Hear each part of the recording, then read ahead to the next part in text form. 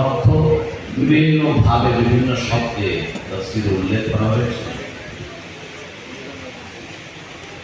এই জন্য এই আধিকারিক শব্দগুলোর মধ্যে সামনে যিনি থাকেন, মুকাদ্দমা যেটা বলা হয়, ভূমিকামূলক ভূমিকা যার থাকে, ইত্যাদি এই ধরনের অর্থ ব্যবহার করে, সামনে যিনি থাকেন ইত্যাদি। তবে আবিধানিক অর্থে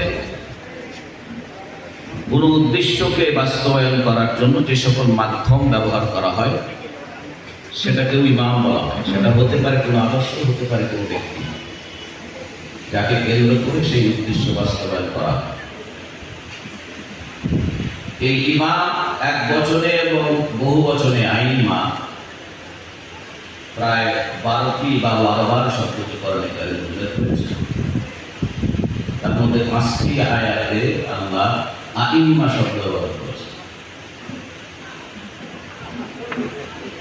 আল্লাহ সুবহানাহু ওয়া তাআলা এই ইমাম শব্দটি উল্লেখ করতে গিয়ে ইব্রাহিম আলাইহিস সালামের সাথে ইমামতের যে সম্পর্কটি যুক্ত করেছে এবং তাকে পরীক্ষা নিরীক্ষা করার পরে ইমাম বানিয়েছেন, এটা আল্লাহ বলছেন সূরা বাকারার 124 নম্বর আয়াতে, ওয়াইদিন তালা ইব্রাহিম রাব্বুহু বিকালিমাত ফাআতাম্মাহুন্না ক্বালা ইন্নী জাঈলুকা লিন-নাসি ইমামা।